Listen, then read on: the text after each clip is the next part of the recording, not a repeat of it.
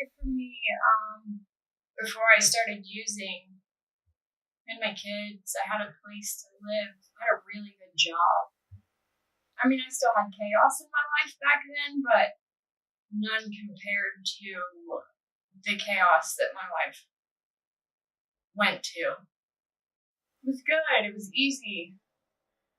I didn't think it was easy, but little did I know what was about to hit me when I thought life was so hard. The day that I decided to use, I was having a really rough day. I was very tired. And my what soon to be baby's dad, I didn't have a kid with him at the time, but he said, "Do you want energy?" And I absolutely wanted energy. And he said, "Here, try this." And so I did, and I really liked it.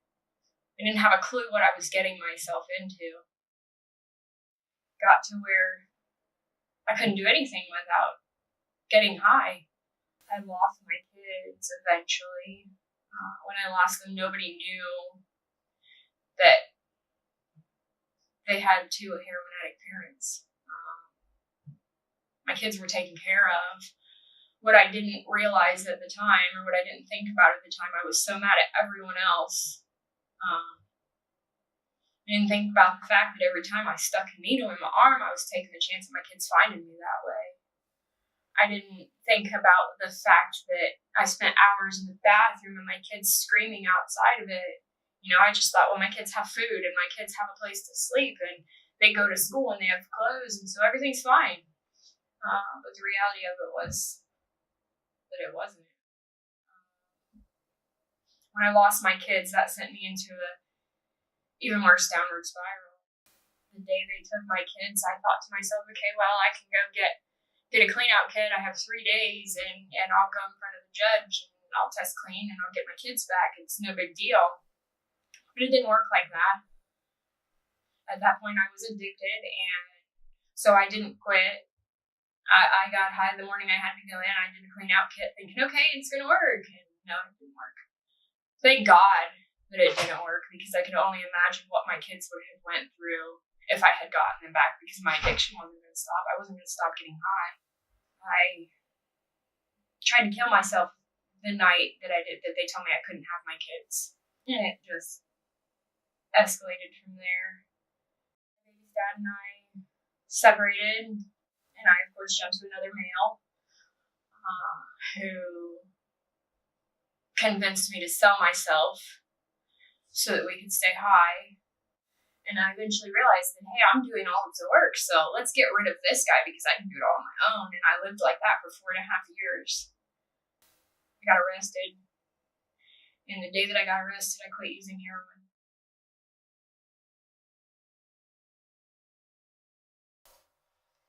The older two went to live with their dad. And my youngest, he was 8 months old, he went to live with my mom. But the last conversation I had with my older two kids, I had called them, and my daughter wanted to know why I didn't love her anymore. And how do you explain to a 4-year-old that it's not that you don't love them, but that you're sick? I know they say do this for yourself, and I have. But on those days that I don't care about myself, I remember them. Back out here to Lancaster, and then I was introduced to meth. I guess in a way I thank God that I was, because my downward spiral went really quick and I caught a lot of charges, and I was introduced to the wonderful legal system of Fairfield County. I had the ankle monitor on, and man, I hated life. What I didn't realize at the time was that ankle monitor was giving me a schedule. I had to be in at 8 o'clock. I was so excited the night that I got it off. I was like, man, I'm going to stay out till 10 because, I can do that now. And I was in bed at 8 o'clock. So, yeah, thank God for them, because I probably wouldn't have made it. Now I do it on my own. I still have them, but I do it because I want to, not because they make me. Currently, Kari is in phase 4 of the program So she's gone through all of this phase one, which consists of, why are they doing this to themselves, learning coping mechanisms, the ins and outs of their addiction. It starts to focus on the relationships. So, their interactions with significant others versus family versus their own children versus people in the street, coworkers, and then also getting reacclimated to society. Then in phase three, I like to call this our maintaining phase. So they're taking their personal life, their drug court life, and then phase four is we're taking off their training wheels, off their trike, and then we're pushing them out the door and see how they do. We're here to help, but I mean, a lot of times, they look at it as like the law enforcement side of it, and they're like, you're the enemy kind of thing. But we're ultimately here to remove obstacles. It took a whole lot, and I've gotten clean before, but never for any other reason than my kids. So this time I did it for me first, and I think my mom's seen that, and she started wanting me around, which was a big deal because I couldn't be trusted with anybody without using. And I couldn't be trusted that I was going to stay clean because, well, my track record always showed that I was messed up again. I'd get to see my son, and then she invited me to stay for a weekend, and that gave me something else to look forward to, having my son back. He's 11, and he was 8 months old when they took him. So she eventually had gotten sick and wanted me to move in, and it just brought back all of those memories from when I was young. She had these stupid chickens, and I absolutely could not stand them at first, and she couldn't go out and take care of them, so I didn't have a choice but to take care of them because I didn't want them to die. They all have their own little personalities. I went and got my own and raised them from babies, and once again, my life had another purpose. These little babies relied on me, and I was never a mom to my kids. I was a mom for these chickens, and so even on my bad days, when nothing else would work, I could go see these babies. That little piece of serenity has been so huge because not every day is easy. I struggle. I have days that I want to get high because I don't want to feel the feelings I'm feeling, because for so many years I just hid those feelings with drugs.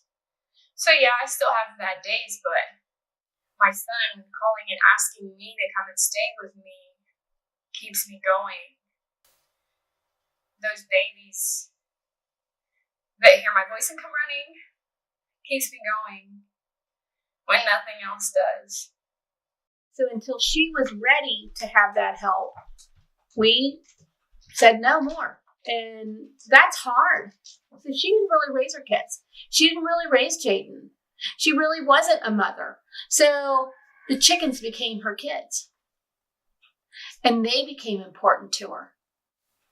Now she's trying to get herself back together. Everybody's proud.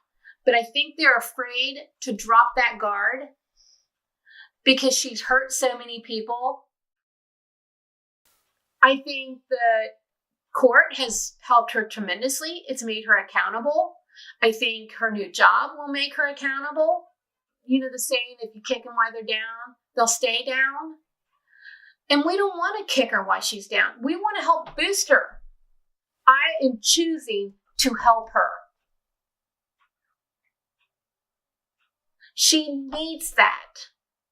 She doesn't want to go back. She sees the good now. She sees where she has made a lot of bad decisions and a lot of bad choices. So along my recovery journey, I made the decision that I wanted to be a certified peer recovery supporter. And I can work with other addicts who either want to find recovery or who are in their early stages or who are where I have been.